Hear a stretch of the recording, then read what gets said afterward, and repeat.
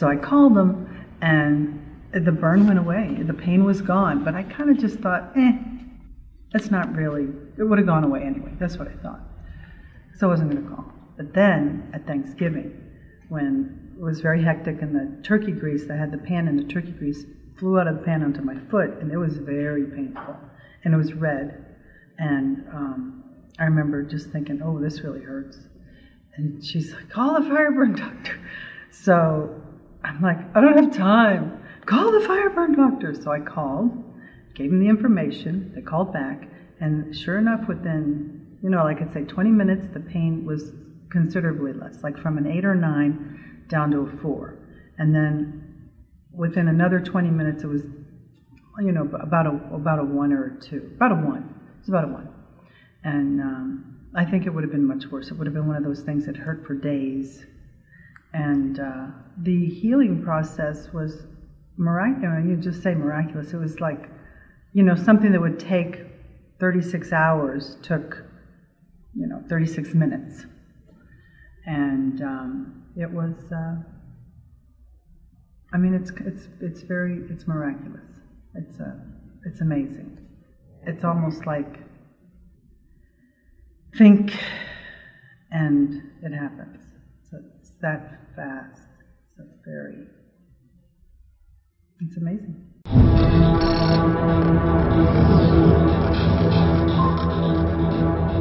I called the fire burn doctor because I was lighting my furnace. It wasn't lighting and it wasn't lighting, and the gas was accumulating, and then all of a sudden it lit and torched my hand, burnt my eyelashes off and my eyebrow and my hair.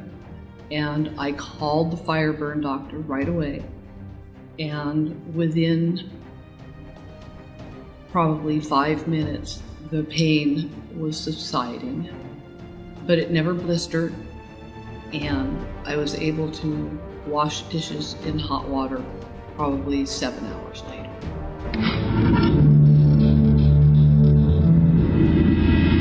This incident happened about 3 years ago in Washington State. I was fooling around with a new lighter for pipe that I had just bought, and one of those tri-flame type gas propane or butane type lighters. I was trying to adjust the damn thing, and it went off.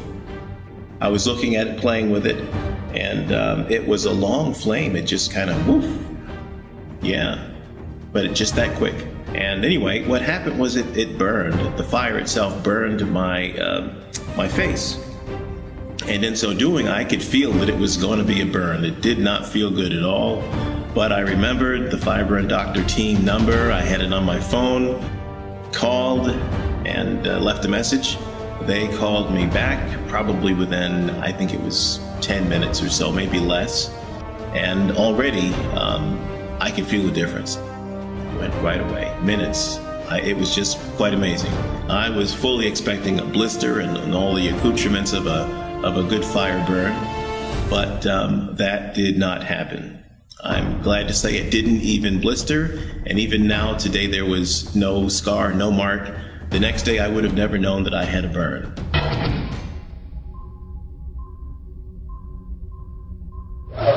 My experience with the fire burn doctor came about 2 years ago, and I was working with a soldering iron, which I'd never used before.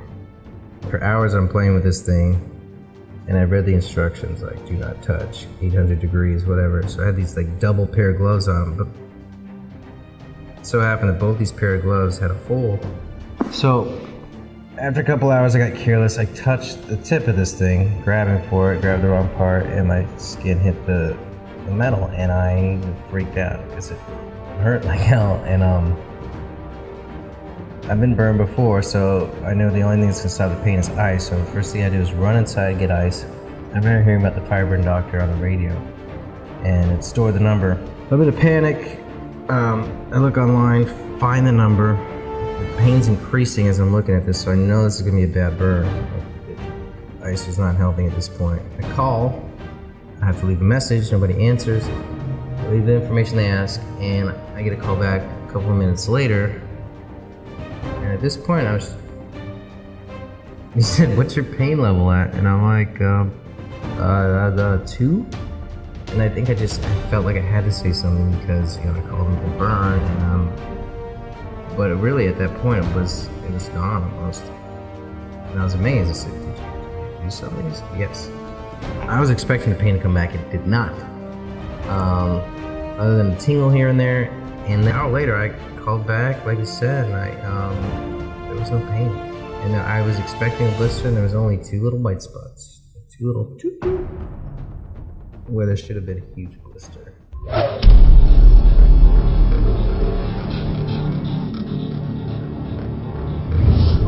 There was a little girl in Ghana who the house caught on fire. There were 3 children.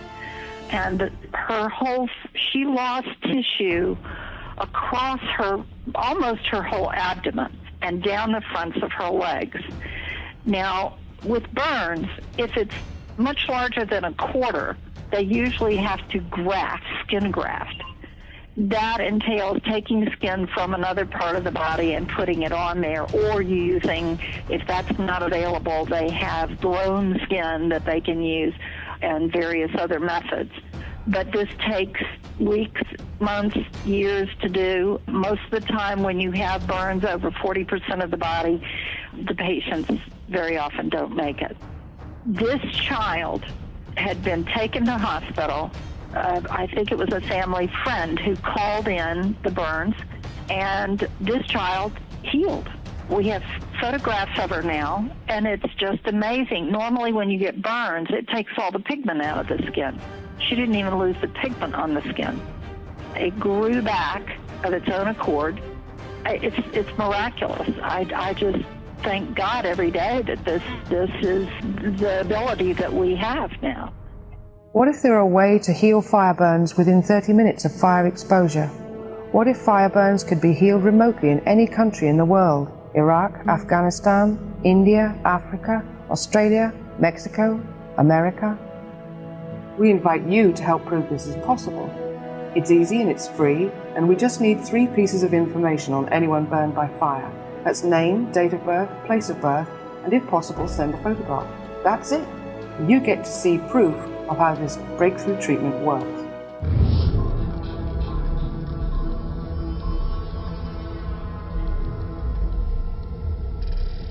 For more than 25 years, I've been interviewing remarkable men and women, scientists, philosophers, authors, and visionaries.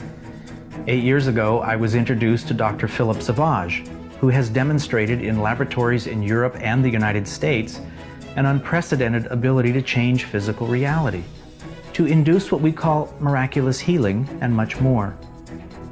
In an exclusive interview, Philip shared how he acquired some of his extraordinary skills, how he applies them, and how they can be taught to others. He described examples of thousands of people and animals he's helped, and we explored his ecological and humanitarian goals. Most importantly, he described his Imago project, designed to bring about a global evolutionary shift by awakening in as many people as possible humanity's full potential. If we can dream it, he said, we can do it. Dr. Philip Savage.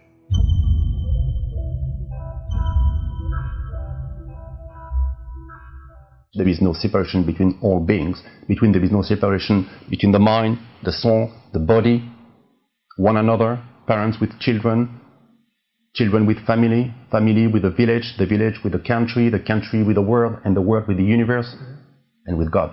All one, oneness, unity, that's the whole point. That's what we have all forgotten. That means when I'm taking care of someone, from 1 inch or 1,000 miles, just the same. There is no separativeness. There is no separation between things. Everything is a flux. Everything is a movement of energy all the time. There is no life and death then. There is a perpetual continuation. And naturally, there is no distance, space, time. It's one single continuum. That's why it's so easy for me to surf, to switch between this multiple dimensional, multi-reality universe and make things impossible happen. They were impossible in one little reductionistic reality, but in another one, they were so simple to organize. You could do it, anyone can do it. I just happen to be the one right now with a key. I have the key, I can pass it to you, you can pass it to someone else. We need to go fast, to be very effective, to give proofs to people, give them example, and then to associate them, re-empower it. That's it.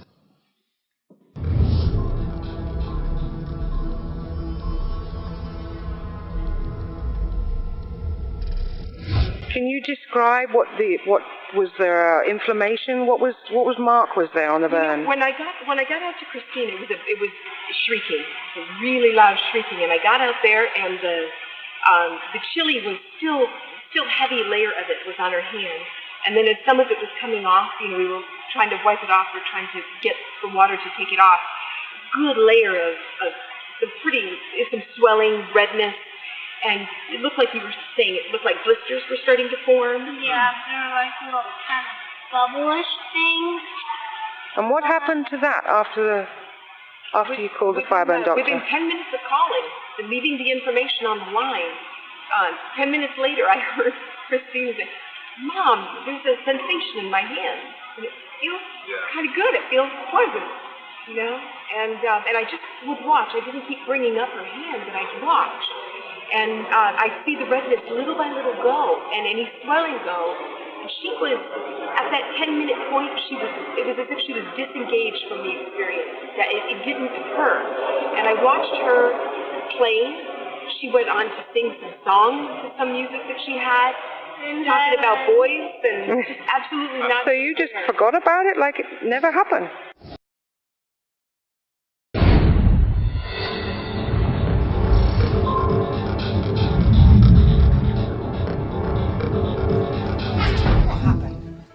I've been working with a pressure washer from about 11 o'clock in the morning till about 4 o'clock at night, and the motor was really hot and it had run out of gasoline, so I went to go refill the tank, and when I was refilling it I was leaning on it, and I'd gone and put my hand on top of the hot part of the motor, and as soon as I put my hand on it, it pulled back, and it's just, my whole hand was blistered white and really like throbbing, really painful. And on a pain scale, 0 to 10, what would you say that was? About a 9.5. So that really it was really intense. It was like one of those throbbing, like pains. And I immediately remembered hearing you say that if you ever got burned on the radio show, you called in and I heard you put out the phone number, and I had saved it in my phone, and I remember, hey, maybe they can do something. So I called in. So you called, you gave your name, your date of birth, your place of birth, and fireburn doctor team member called you back. What happened then? Yeah, I want to say I didn't even wait 3 or 4 minutes, and I got a call back, and I was kind of freaking out, and he just told me to calm down, and we have those phone calls. Here is that first phone call now. Okay. When Chris called the fireburn doctor team.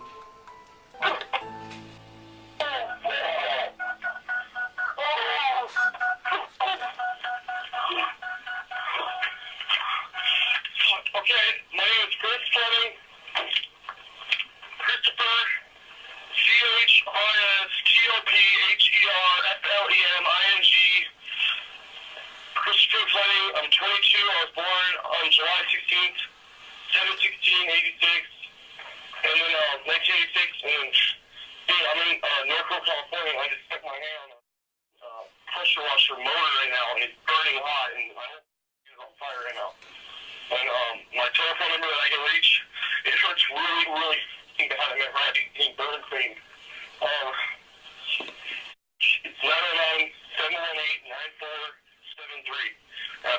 So within how long after calling the fireburn doctor did you call again? He told me to return the phone call in half an hour and let him know how I was doing. And I called him back like I said, and he called me right back. I left the message, I told him how I was doing. Okay, we have those messages right now. These are the second and third calls that Chris left on the fireburn doctor team hotline. Yeah, this one was left, and then after I left this one, about 10 minutes later was when I left the second one. Okay. Hey man, what's up? This is Chris. My telephone number is 909-718-9473. I just wanted to call and report back to you about the pressure washer burning my hand off. When I called you, dude, I was on my way down to Rite Aid, I was in excruciating pain, and I couldn't even think straight. my hand was throbbing, and it like, it's really bad, dude, and I don't know what you did, but I love you, man. Thank you so much. You completely, I don't know how you did it, I don't know what you did, but whatever you're doing, it works. I'm gonna tell all my friends, I'm gonna tell all my family, everyone, I'm gonna give everyone your phone number, dude, because whatever you did, dude, I don't know, but my hand's like not even red anymore, dude. The only thing that you can tell that I got burned is because like my skin looks like it got like what is the word? Like wrinkly. So when I move it a little bit, there's still a little bit of sensation, but my pain is like at like 1. It's less than that. Less than 1. Like 1 and less. Sometimes it's 1 and most times it's less. But dude, like, thank you so much, man. It's amazing. I don't know what you did, but you're great, dude. Thank you. By that call, what was the pain level then? You're saying 1, Yeah, 1 it was and like 2? I was able to actually. I was still working at that point. Like I had gone back to work. You went straight back to work. Well, I actually like sat and like went on the computer, was hanging out for a little bit, and then like after about I made that phone call once it started getting better, and then I went back to work. Mm-hmm. And then it was still a little bit of pain, and I mean not even 10 minutes later it was like boom, like an instant thing. Like just it was like I didn't even think about it anymore. I had to stop and think. I was like, wait, I just hurt my hand. Like I shouldn't be hopping over the fence or like using it to pick up something, and it should be hurt. So here's call 3 after it had completely gone. Yesterday at 6:10 p.m. Hey, Doctor, what's up? This is Chris Fleming. I told you earlier. I just wanted to call again because I haven't heard back from you, dude. So you told me to call you back and let you know how I'm doing. This thing is amazing, dude. I don't know what you did or how this is happening, but like, dude, I love you, and it's fantastic. I can't even tell that. You even tell like there's anything wrong with my hand. Look at that. Like nothing even happened, dude. And like I should have taken a picture because before it looked like my whole hand was like blistered. Like it looked like it was gonna blister up, and like it was all swollen, it was all red, and there's nothing wrong with my hand. It looked like nothing even happened to it.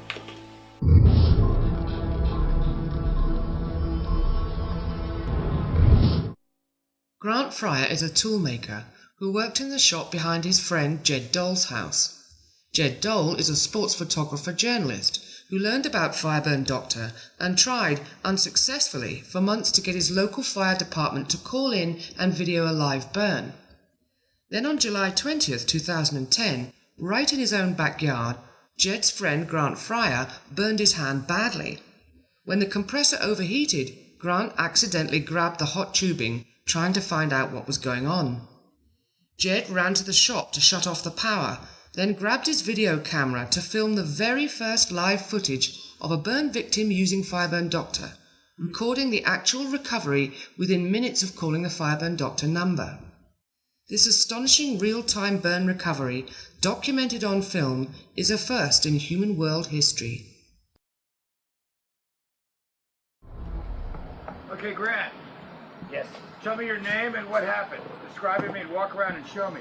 My name is Grant Fryer, and the compressor has been running all day today, so I went to check what's going on. I came back in here and drained the water off, and I heard a leak up here on the tube.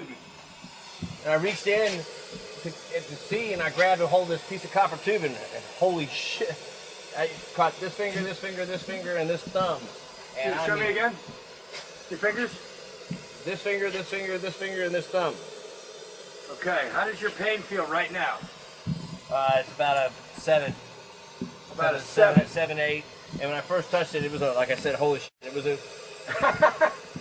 very painful. You know, I mean, it's the cold beer. Cold beer is the only thing that stopped it from hurting. And right now, it's subsided somewhat from the original burn. Okay, now what did we do then?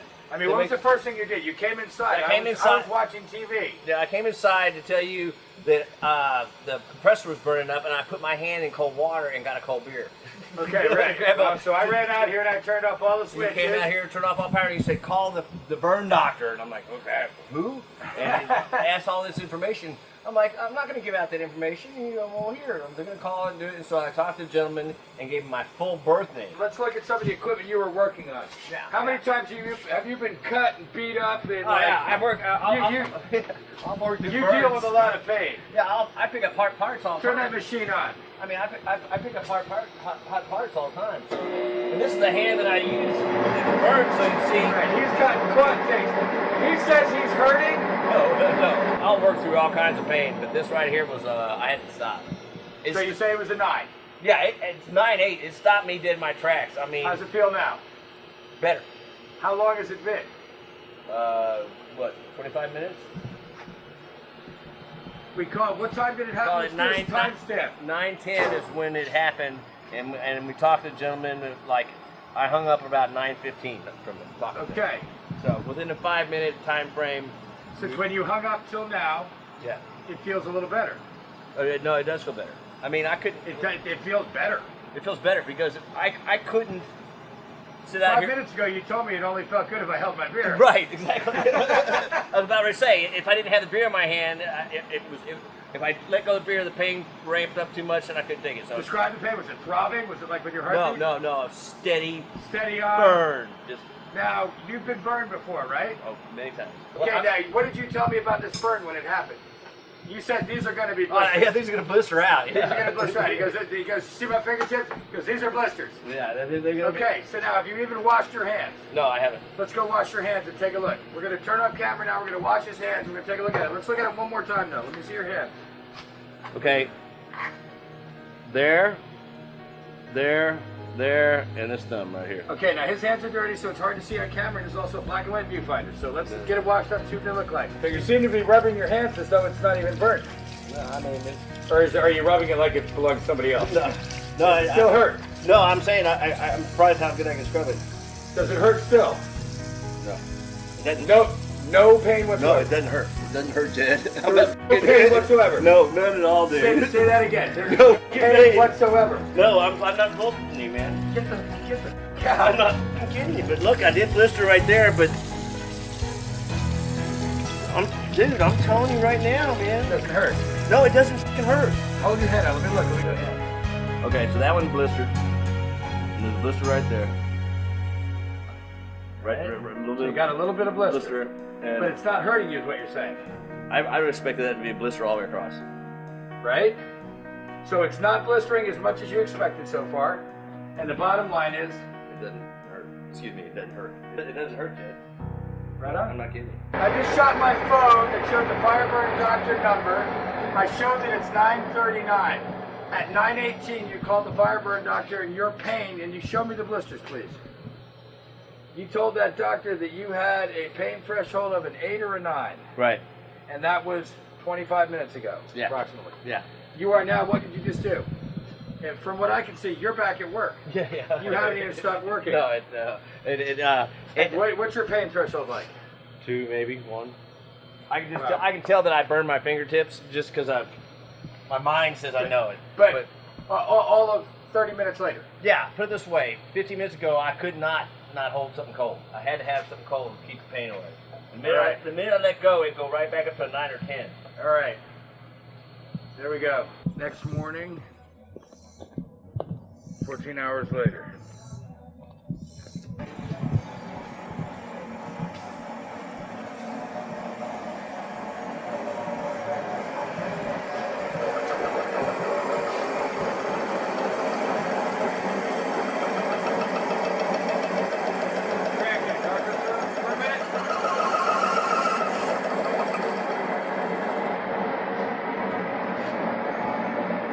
Tell us about your hand. What happened last night? Well, after burning my hand last night, calling the Fireburn doctor, and going through the protocol he required, I've got some small blisters on my fingers, but I don't know I burned my hand last night. Hold them out still for me so I can see them.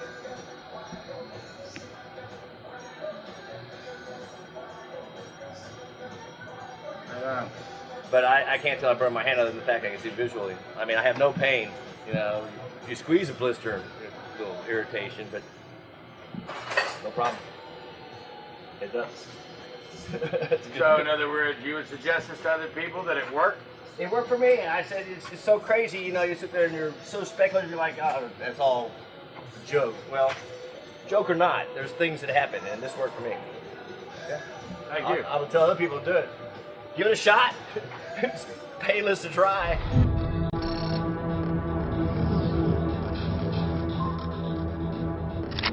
with, say, Richard Cox, who's another recent burn case, who'd burned himself on a metal mesh basket in his bedroom that had caught fire, and he'd walked the distance like Kung Fu style out of the house with this metal basket. Right. That was a third-degree burn, and he was on the way to the hospital, and he called his father, a stepfather, who was connected to a friend of mine, and cut a long story short, his details were sent through. Before he got to the emergency room, his pain had gone. He didn't need painkillers by the time he got to the emergency room.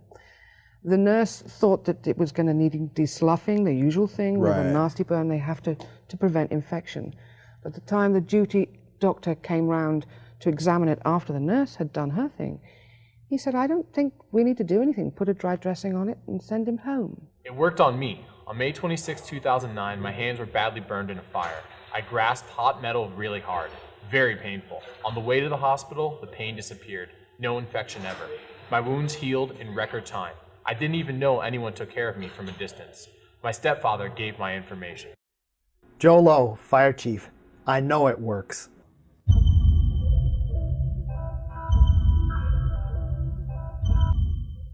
Since most processes, most diseases relate to self-destruction, what it takes me is just to bypass you, to circumvent your will of self-destruction, to reestablish the harmony, the normal functioning of the soul, mind, body interactions, and nothing else, and stop killing yourself. If we can come back to the burns now, for example, that's an interesting subject. Yes. Because burns represent an anomaly. In terms of so-called diseases, the only anomaly are burns. It's, I guarantee, a 100% rate of success, period. If I fail once on burns, I'm out of the job. I take my word for it. Third-degree burns. Burns, I could take care of 100,000 a day without bragging. 100,000 people burn simultaneously. Why? It's because it doesn't take me anything. It doesn't cost me an ounce of energy. Nothing. It's just like bypassing you completely and shifting reality once and for all. You know that there are people who died of cold in a locking room, frigorific system, who believed the system was on, but wasn't, and they die at 72 Fahrenheit. Of cold, with frozen bites and everything. That's the power of the mind. You can also suggest to someone that is holding, instead of a pen, some kind of an electric resistance that's very hot, and you're going to generate burns second degree on the fingers. That's the power of the mind. When you're exposed to fire, it creates an horrible pain, nothing but very superficial. Even when you expose 5 minutes to flame, when you think about it, assuming you didn't inhale, of course, the heat and your brain wasn't damaged, it's just like 5 millimeters of skin that has been barbecued. But all your organs are fine, everything is fine, just the pain is unbearable. And then your brain gives a signal of self-destruction. And then you start to generate edemas and everything. That's your body, that's the immune, internal physiological reaction that kills after burns. My work is very simple. I bypass those. And I do nothing else. It doesn't cost me a thing. I couldn't do. That's why I don't even have to charge. Okay, that's public. You can send me any fireman you want, any burn. I can also teach people in half an hour groups all over the planet, you know, some kind of emergency team in case there will be a nuclear blast, in case there will be something really bad happening. You know, I can teach firemen, but also volunteers, people how to heal burns, because they could do it on a wider scale. They can be everywhere in every city where it happens. And this is also the most simple thing to be tested scientifically. You know, give me cells, we burn them, and we see the difference between the batch haven't been taken care of and the one I have. And people will do exactly the same. What people need, once again, proofs. Empiricism, not new messages. It worked on me. In 2005, my arm was badly burned and fixed in 3 minutes. My mum took care of it. She learned how to do this just like Dr. Joseph did. Dr. Joseph, medical doctor, emergency room and private practice student of Philippe Sauvage. Philippe Sauvage's advanced science technology is called subliminal distant influentiality, SDI, which is why Philip's fireburn tests prove for the first time at a scientific level the existence of a higher power that can be accessed for dramatic accelerated healing unknown to modern medicine. When it is used on fireburn at a distance, the results of SDI are extremely dramatic, highly visible, and immediate. SDI can also be used in many other human and animal crises and all health problems. For example, drug and alcohol addiction, accidents, childhood trauma, including sexual abuse, family and business crises, can also be used for private and international security.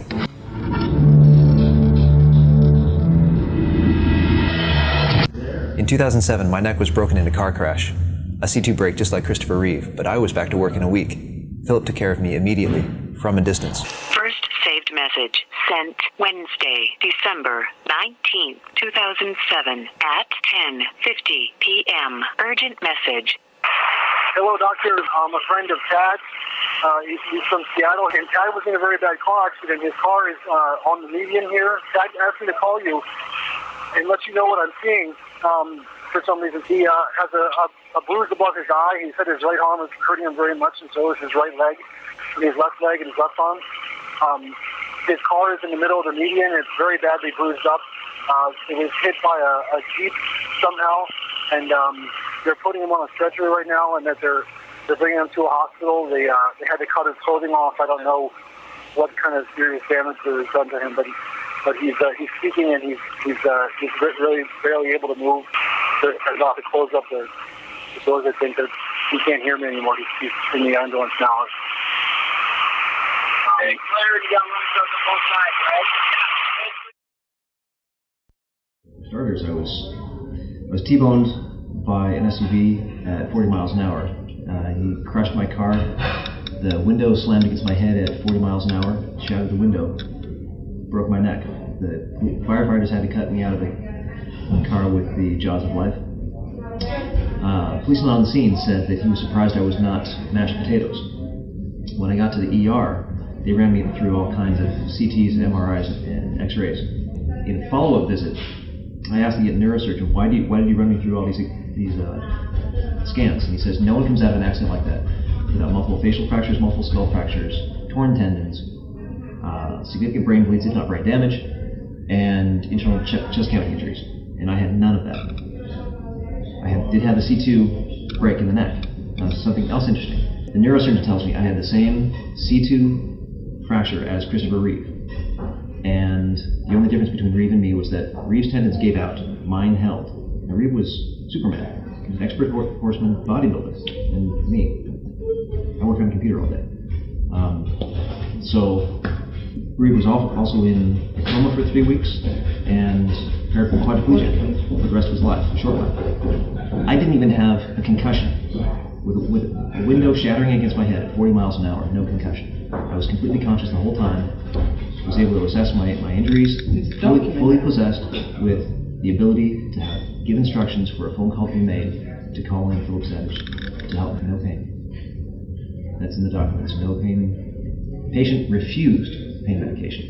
The absence of injury to begin with was fantastic.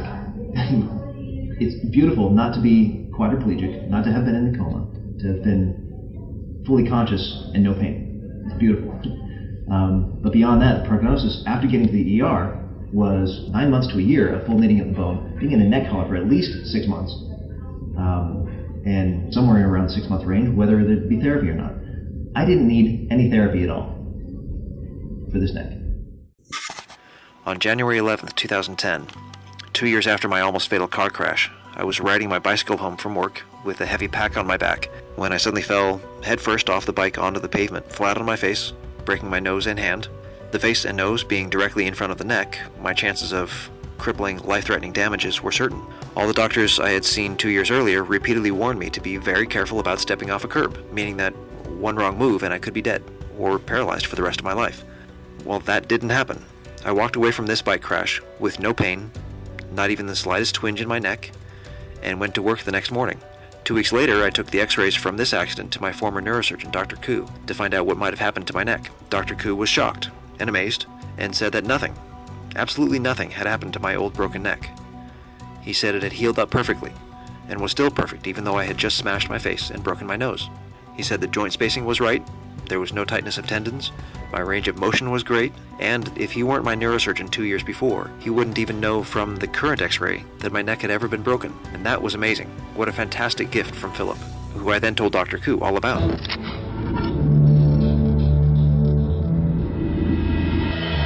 Let's put it this way, the day I walked out, the afternoon I walked out of Philip's office, I wept with relief. I sat and meditated, and then I went for a walk in unfamiliar mountains, and I was doing and navigating and doing physical movement better than I have ever done in unfamiliar territory, dangerous mountainous territory. I went out for 24 hours, totally green to the whole situation. Did you have any withdrawal, any kind of unusual coming away from drugs? Did you have any No, there was no pain. There was no pain, no withdrawal, and just, like I said, a blessed relief of a huge, painful, unhealthy burden and habit that I had, that I no longer have. I was a drug addict for over 20 years. Now I am not. At 36, I had been seriously damaged by LSD, DMT, ecstasy, cocaine, heroin, amphetamines, crack, mushrooms, marijuana, hashish, and alcohol. Philip removed the addictions, and the misery of an entire childhood engulfed in alcohol, drugs, my father's pornography, and the violence that was the consequence of these afflictions. Now, after 9 years, no drugs, no alcohol, and no violence. There was absolutely no pain, no symptoms of withdrawal. My vision, my hearing, my memory, and my balance, damaged from head injuries and substance abuse, were restored during the course of 2 visits to Philip Savage. It's an ecstatic experience to be blessed by Philip's cares. To receive so much in just minutes with him, having spent years consciously and unconsciously destroying my own abilities and potential. Restoration is an understatement. Enhancement is the boon of Philip's cares, a radical enhancement. But not just for me. Everyone I know who has been to see Philip Savage has received major miracles. A friend of mine suffered a life of sexual abuse and rape since she was a baby. After just 1 visit to Philip Savage, she could stand tall, proud, a liberated woman, declaring none of it ever happened. These personal accounts bring to light our relation to the environment, to the world at large, where we now need the biggest miracle of all for our Earth herself. Those degradations, the diseases and disasters that have been perpetrated upon this Earth, they were giving me nightmares throughout my entire childhood. Never has a solution been offered to eradicate these gravest threats facing us all.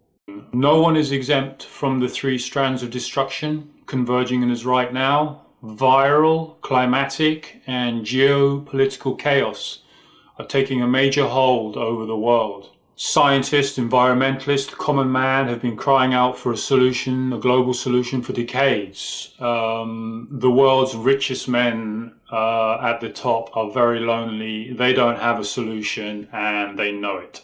Philip Savage is calling out to us, reaching out for all his life and for this final time, informing the world's elite of his unique ability to help. Without Philip's cares, I would already be dead. Thank you, Philip, for my life. I now see how important your presence is for everything. Thank you. I hadn't seen my daughter for months and months. There was a situation going on at her dad's house that wasn't necessarily healthy. I talked to the fire burn doctor about what was going on in my life. I mean, as far as this case and stuff, and I told him, you know, that this daughter of mine, she's beautiful. She's like the nicest little person you ever meet. And so court comes and my attorney screws up, and we didn't even have to go to court. He tells me, he says, stop in my office before you get to the courthouse. And so I did. And he tells me, you got custody. He says, your ex-husband and stuff, they said, yeah, you got custody of her. She's yours. And so, I was so blown away by the whole concept. And I talked to the fire department doctor, and he said, yeah. He says, it's basically, I got here, everything he told me. I didn't have to worry about anything. It'll turn out the way it's supposed to. And there's no reason at all that I should have gotten custody, other than the fact that she needed to come and live with me. We've been blessed. So the fireburn doctor doesn't just works in mysterious ways, you might say, but he's definitely karmic circle has been complete there. That's basically all I got to say.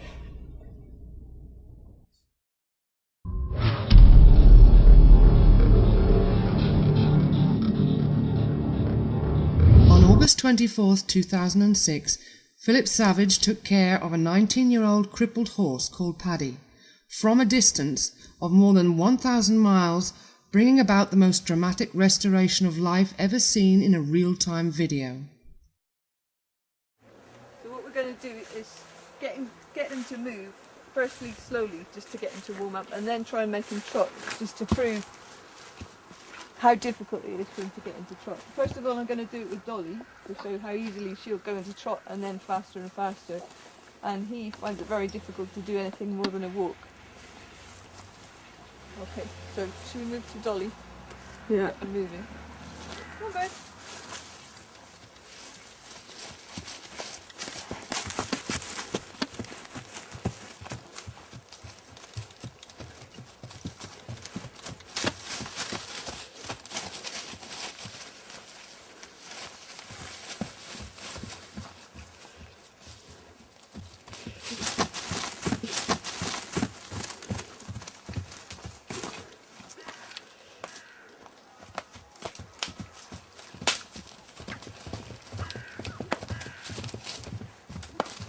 That's a normal horse. A normal horse will do that till they're about 18, 19 years old. Pretty much the same as that, without a problem. And as far as Paddy's concerned, it's not impossible, but it's hugely uncomfortable, and he hates the pain that he gets in his front legs from it. So we're just going to display how different Paddy feels about that idea.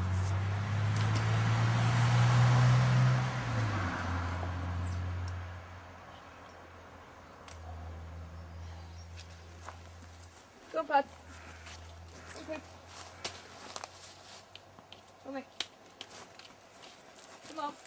Move. Walk on. Don't chase him behind the back. Come on, walk on. Come on. Are you getting his leg? Yeah.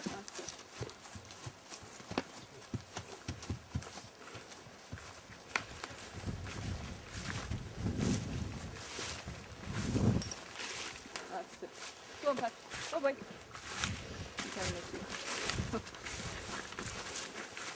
Don't go in front of him, he'll stop. Just be here and stand still. Okay. Yeah.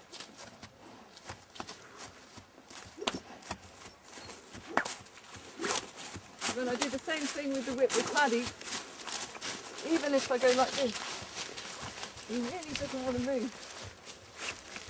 Like a normal horse. It just makes him trot.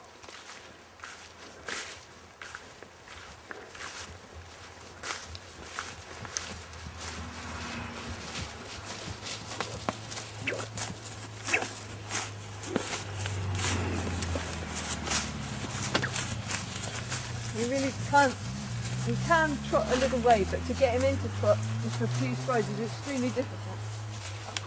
Go on, boy. See? He's going to stop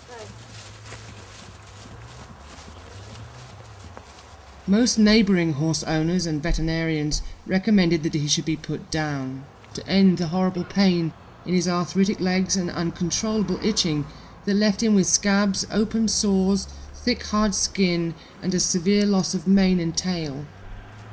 Paddy was shrunken, miserable and barely able to move for lameness, with a staring coat and a permanently resigned grimace on his face.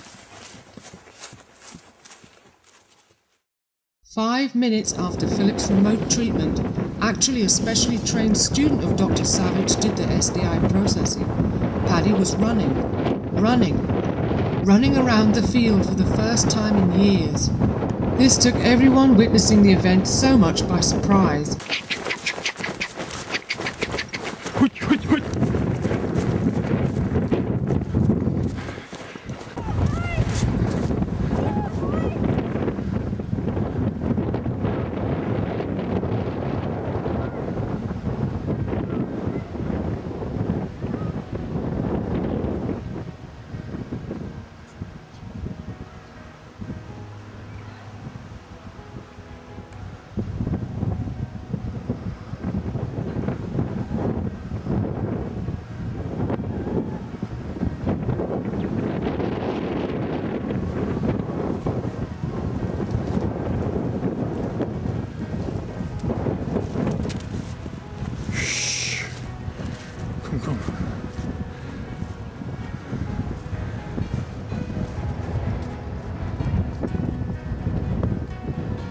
Beautiful boy!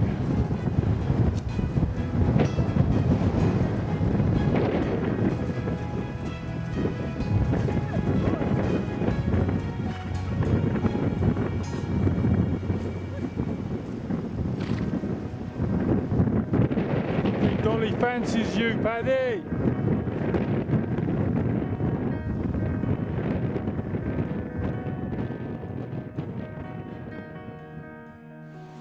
Just 2 weeks after that processing, Paddy was strong enough to run all over with Dolly, his 3-year-old companion, displaying an impossible transformation and improving dramatically every day. Paddy quickly regained the majestic size, stature and musculature of a heavy Irish cob. His coat and skin were totally restored, his eyes shining and clean, and his mane and tail became longer and bushier than ever before. He was able to be ridden and exercised daily, and did so with amazing agility, dynamism, and a youthful zest for life. Paddy ran all over the field with energy, enthusiasm, and great beauty, even trying to jump the fence, which before was totally impossible for him. Before Philip Savage took care of Paddy, Rosie invited a few dozen people, including me, to view this poor horse, so that after Philip's processing, these people could witness something that they would never believe unless they saw it with their own eyes. Everyone was amazed, wiping their eyes, dropping their jaws, and virtually speechless. "Wow," was repeated over and over. Before he looked at least 28, now he looks half his age. Some proclaimed him to be a totally different horse. These people wrote their astonishing reports. This video documentation is the only one of its kind in the world, because no one else in the world can do what Philip Savage did or does. Proof is what people need. Here it is for those with eyes to see.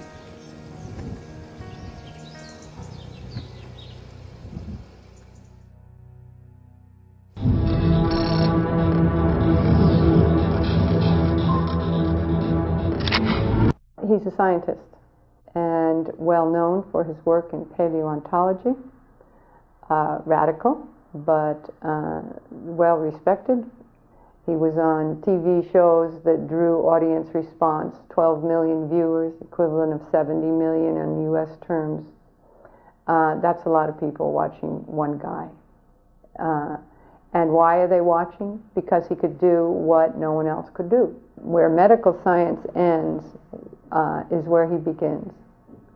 What they can do, he does not, and what they cannot do is what he can. His reputation as a media person with articles in the press, radio, and TV It culminated in 1990 when he was invited as a special guest on the most popular French TV host show on an independent TV station, TF1.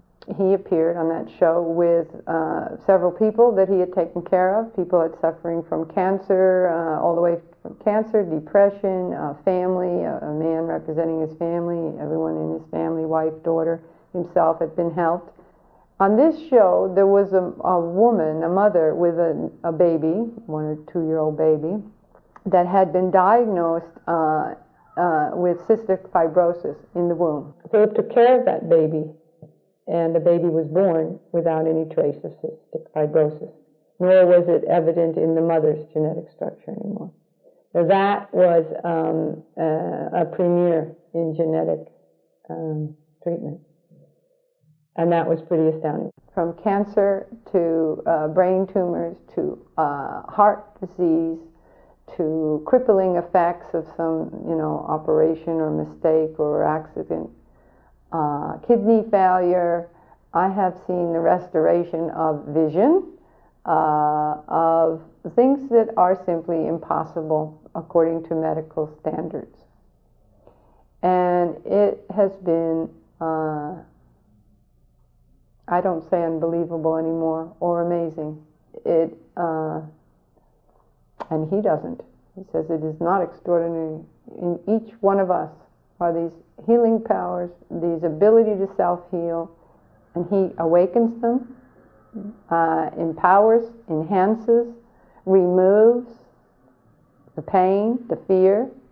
That alone liberates the being to many degrees, psychologically, emotionally, and then the effects show physically. At the California Institute of Human Science, which is where I met Philip, they were doing 2 years of testing on him. They were testing his brain waves. They were testing his before and after of all his patients for 2 years. He broke the records in all cases. In one case, it went off the charts. The chart didn't have a limit for his results. That was a kidney failure. And all of a sudden, after one treatment, bursts of energy into the kidney. The person is revitalized with health that maintained, it's documented, for several years.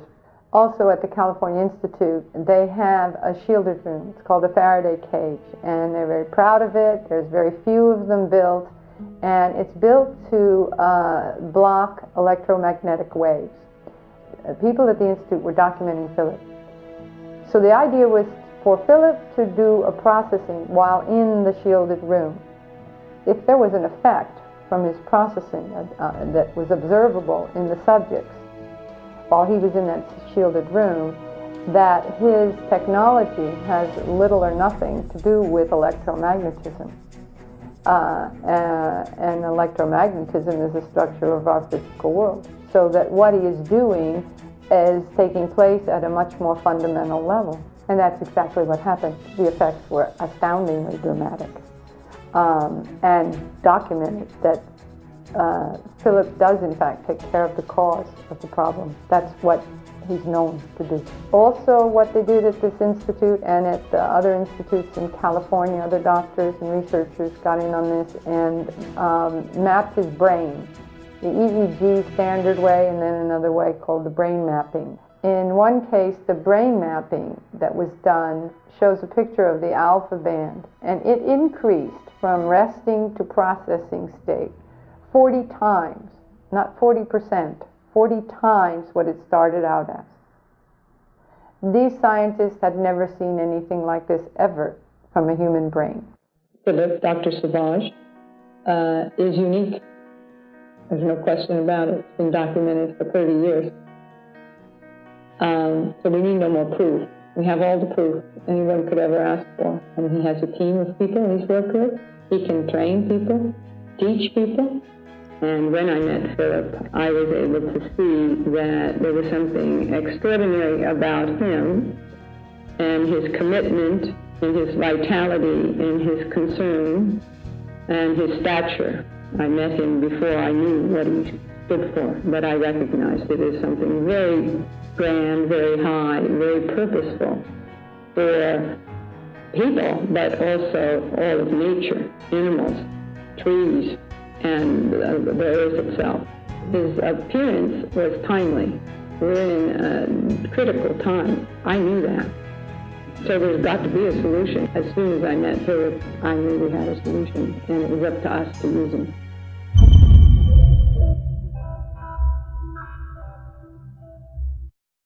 The trick is there is no spoon.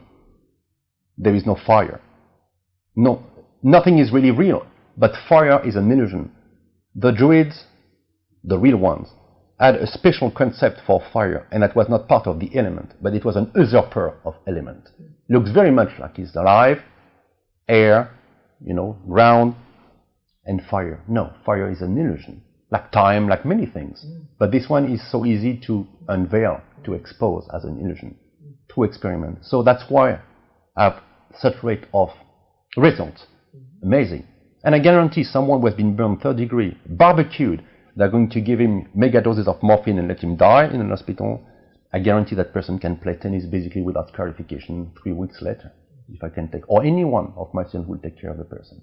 Which means optimally, I can guarantee the 100% rate of success and of without scarification within minutes of the exposure to fire. After an hour, I could, or they could, my students, have a slight rate of unsuccesses. After a day, this is too late. Okay, so rush when you burn yourself. Yeah. Rush.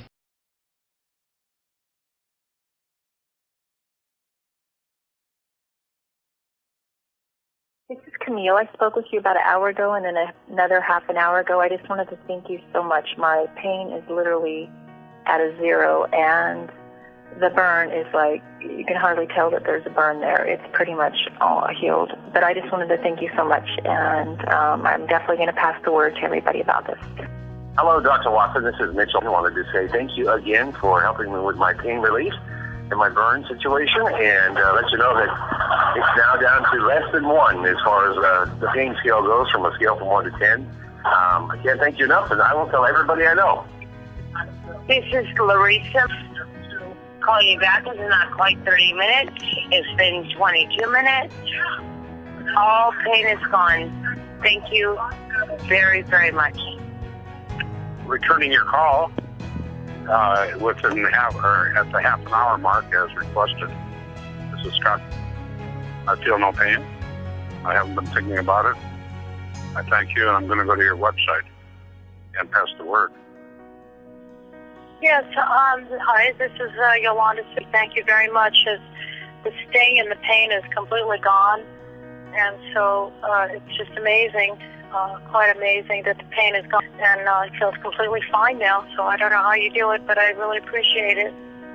Thank you so much. My theory on how it works? Yeah. I have not a clue. I mean, you tell me how quantum entanglement works. I don't know. Yet physicists have observed it, and they tell me that you change the spin of this electron, and instantly, no matter where it is, the spin of that other electron will change. Okay, how does it work? We don't know. However you want to look at it, I really don't care what it is as long as it works. But this works.